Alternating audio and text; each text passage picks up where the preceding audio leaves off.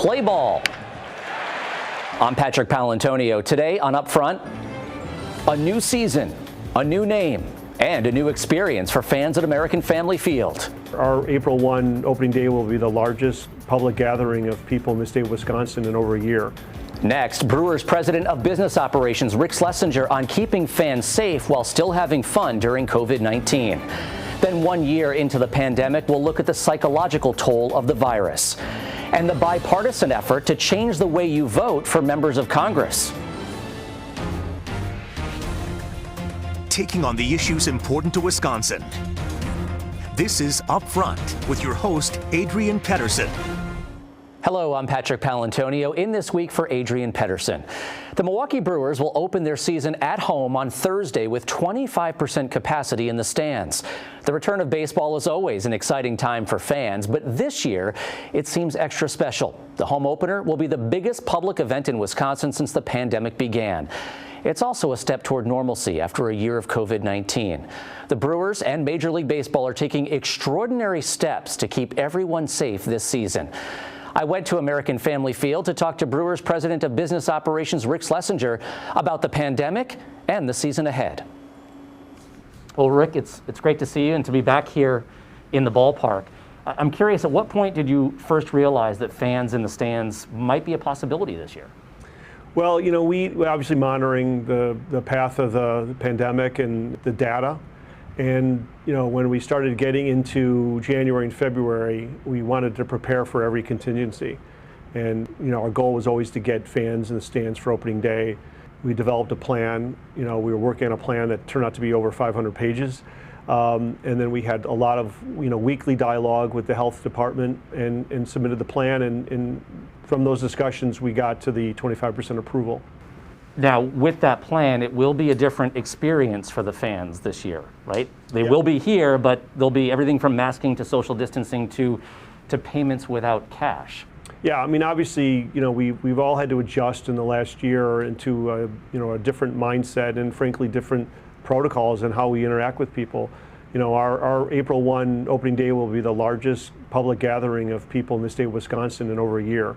So, you know, with that comes some responsibilities for all of us and all of the fans. So, you know, fans will have to come in socially distanced. They'll have to be masked and wear the mask except while in their seats, you know, eating and drinking. We'll have to obviously, you know, just be very cognizant of following all the protocols and rules. And the tickets will have a specific gate entry and a specific time to enter. So yeah, we're all going to be playing by special rules, and the goal is to do it safely, responsibly, still have fun, and then ultimately, you know, show the health department and show ourselves that, you know, we can increase capacity safely, we can do it responsibly, and ultimately get to what our goal is, which is, you know, full fans in the stands. What is your time frame for that? How realistic is that, and when do you expect to go to 100% capacity? Yeah, I don't have a time frame because it's so far beyond just our own internal, you know, if I could wave my magic wand, I would get rid of the pandemic.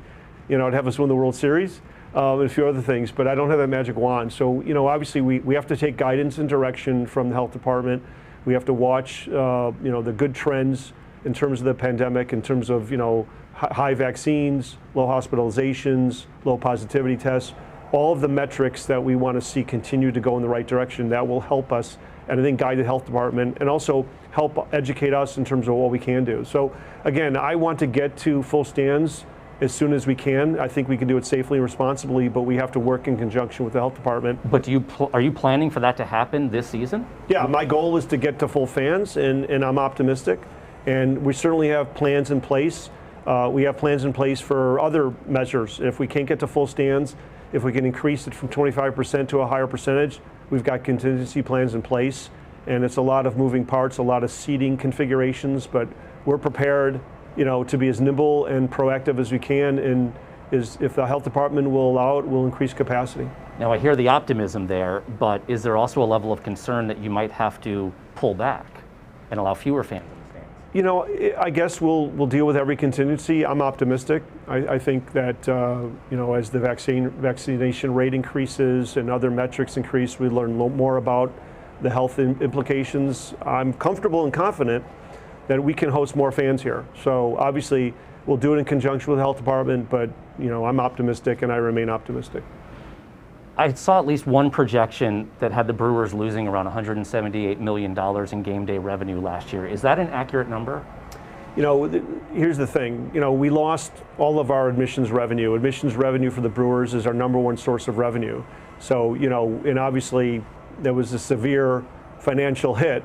But, you know, the reality is, you know, we look at the jobs that were lost. We look at the loss of fan engagement. We look at all the health issues, and we look at all the people that perished during this pandemic. And, you know, frankly, our focus really isn't on how much money we lost last year. It's more about how can we get fans back, engage our fans, create excitement, create some hope and opportunity, get some jobs created, and that's what we focus on. From the business end, how crucial, though, is it for you to get fans back in here for the viability of the franchise? Yeah, I'm not worried about the viability of the franchise. It's important to get fans back here because of the engagement that we have and the fact that our players respond well to fans in the stands. And absolutely, I mean, obviously every fan here, that's revenue to the bottom line, but the reality is it's so much more than just the revenue implications. We lost a year of real engagement with our fan base, and that's hard to deal with. And that's not easily recoverable, and we look for 2021 to re-engage and have a situation where our fans can come and enjoy the live product, because baseball is a great product consumed live. We have fantastic broadcasts on radio and television, including Hall of Fame, you know, talent on that area, but obviously we want people in the ballpark. I want to go back to the fan experience and some of the changes, and one of the big ones, no tailgating to start the season. The team wanted tailgating to start the season, but that was not allowed by the city. So first, I'm curious, how will that be enforced? What's to stop someone from cracking open a drink out in the parking lot or hanging out in the parking lot before they come in? Yeah, well, here's the thing. I think our fans overwhelmingly abide by the rules and are very responsible, and they behave very well. So I'm really not anticipating any kind of issue with fans deciding to tailgate. Everybody understands and knows that right now, you know, at least for the time being, that there's no tailgating. So I think, you know, we've got parking attendants, we have parking security like we do for every game. And if somebody's unaware of the prohibition on tailgating or otherwise engages in conduct that we're not allowed to have them do, you know, we'll politely but firmly tell them, listen, we love you, come into the ballpark, enjoy your beverages and food in your seat, but let's get in the ballpark. So I'm not anticipating any real problems in that area. I think it's just more of awareness and a reminder to fans, this is the rule that we have to live with right now. You are encouraging people to order their concessions through a mobile app or text message, no cash payments here in the ballpark, digital tickets. What if someone doesn't have the technology to accommodate that? Yeah, you know, it's interesting, you know, based on all of our surveys in 2019, you know, 90% of our fans access the ballpark through digital tickets. So, you know, the very small percentage of fans that were used to paper tickets, you know, they've gotten very comfortable in the last year when we try to do things digitally and have less contact, that, you know, we haven't had really any complaints about fans who are not understanding or not having access.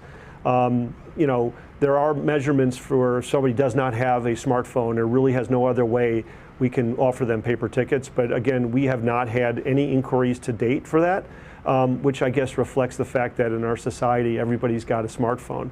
And cashless, you know, again, most of our transactions already have been through credit cards.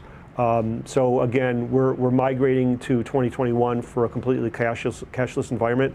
We're going to have reverse ATMs at the ballpark, so people, if they do have cash, they can insert the cash into the machine and get a card to use for concessions. But again, I think people are adapting and people understand, and the goal here is, you know, to come up with systems that make everybody safe with as minimal disruption as possible, knowing that it's going to be a little different. I also asked him about public acceptance of the new name of the stadium and the relationship with American Family Insurance.